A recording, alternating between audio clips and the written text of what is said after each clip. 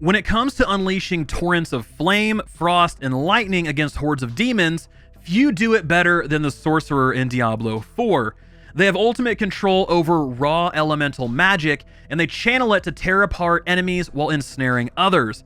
But as with every high-powered caster, you will quickly perish if you don't take advantage of the powerful defensive spells at your disposal. So let's teleport in and talk about the Sorcerer. So first we need to talk about their strengths. So sorcerers are masters at area of effect damage and vaporizing large groups of enemies with ease. But inflicting damage isn't the only thing that they have at their fingertips. They can also lock down enemies with crowd control effects to escape or to set up large damage combos. Now, I spoke to their defensive skills earlier, but you have things like ice armor, flame shield, and movement skills like evade and teleport, so you can escape and block damage. And lastly, they are incredibly mobile. You have skills like Hydra, Blizzard, and Firewall. You can cast all of these on the move, and that makes sorcerers a hard target even while they're still dealing damage. But as with all great magic wielders, they have their pitfalls. The Sorc suffers from a few key deficiencies that you need to be aware of. So one, they're a mana hog. The sorcerer uses mana to fuel her attacks, and because of this, if you're out of mana, you're going to have a really hard time dealing damage and trying to stay alive. In almost every fantasy game, close quarters combat is no friend to clothies, and this still rings true in Diablo 4. A smart sorcerer will keep their distance to avoid an early death. And then lastly, because the Sorc is so dependent on crowd control and damage multipliers, they can have a very hard time with champions and bosses who are immune to either of those effects.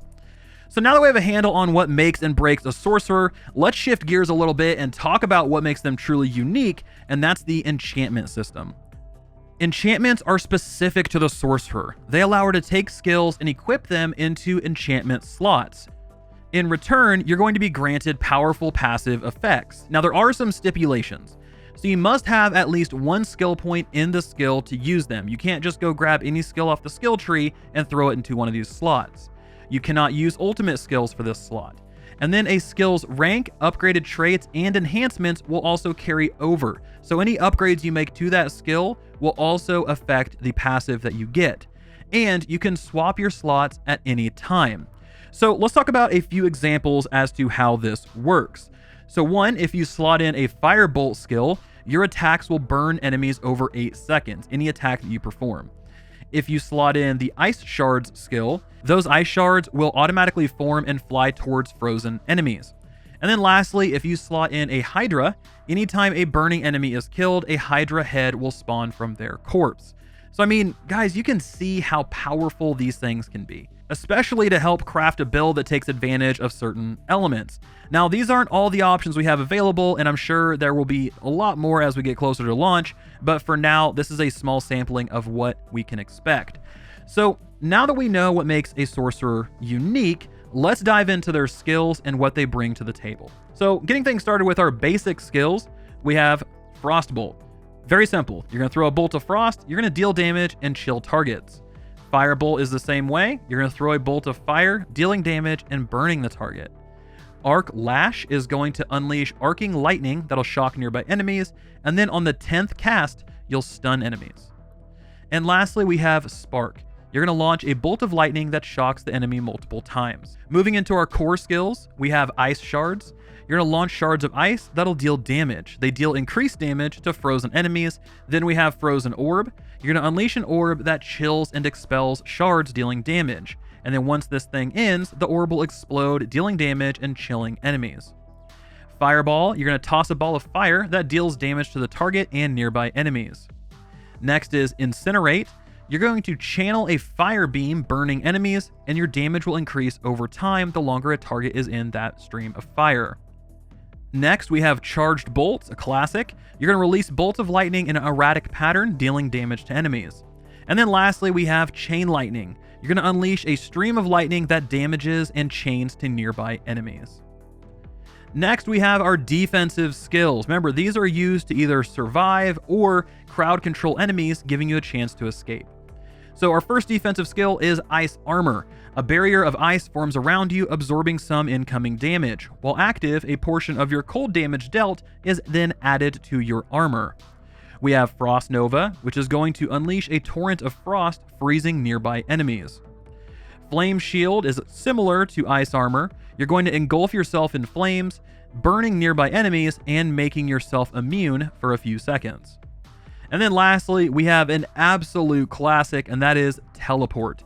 You're going to become unstoppable and teleport forward to the target location. So that wraps up our defensive skills. Let's talk about our conjuration skills. So the first one is Ice Blades. You're going to conjure blades of ice that'll rapidly slash nearby enemies with a chance to make them vulnerable. Hydra is going to summon a Hydra that spits fire at enemies. And lastly is Lightning Spear. You're going to conjure a spear that'll seek out and damage nearby enemies. So not too many there. We only have 3 of those skills, but still powerful. Next are our mastery skills. Now remember, these enable the sorcerer to dominate a certain element and then take advantage of the pinnacle of that element. So for instance, we have Blizzard. You're going to summon a Blizzard that'll travel and deal large amounts of damage and chill enemies for a duration. Meteor is going to summon a meteor that'll strike a location, deal massive amounts of damage, and burn the ground for a few seconds. Firewall will create a wall of flames that'll burn enemies for large amounts of fire damage. And Ball Lightning will conjure a lightning ball that'll slowly move forward and deal damage to nearby enemies. These mastery skills are fantastic and seem like a spot where you're going to dedicate yourself to a certain element. If you want to be a lightning Sorc, this is where you do it. If you want to be a fire Sorc, this is where you do it. Next up, we have our ultimate skills. So first we have Deep Freeze. You're going to encase yourself in ice, become immune, and chill enemies. Then when Deep Freeze ends, frozen enemies will shatter for large amounts of damage. We have Inferno, which is going to ignite an Inferno that then pulses in and out of a target area. You're going to burn enemies and then explode upon expiration. And lastly, we have Unstable Currents. Lightning is going to surge from you for a duration, and whenever you cast a lightning skill, a random non-basic lightning skill is also cast. So here are a couple examples. Ball Lightning could be cast, Chain Lightning cast, you could have Charged Bolts cast. Any of those could be cast automatically whenever you cast a lightning skill. So this makes it incredibly powerful if you want to go for a lightning Sorc. And honestly, that's kind of the direction I'm leaning because that sounds like a really, really cool ultimate skill to take advantage of. So those are the skills. Let's talk about the ultimate passives that we have.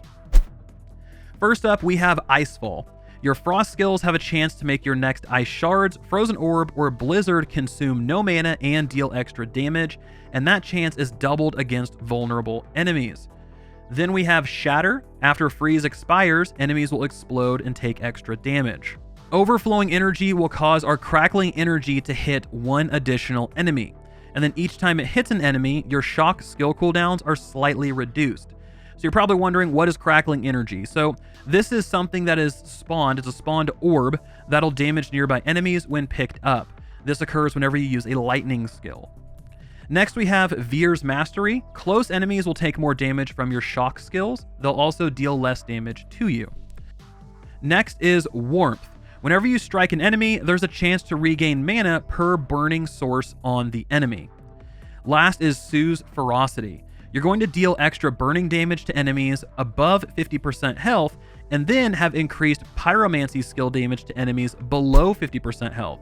So you get a certain buff depending on whether they're above or below 50%.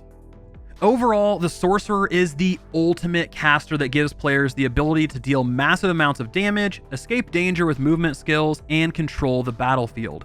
So what do you all think? Is this the class for you, or are you thinking of a different one to kick Diablo 4 off with? Let me know in the comment section below, and if you like Diablo content, please consider liking, commenting, and subscribing. Thank you all so much for watching. This has been Vulkan, and I'll talk to you guys next time.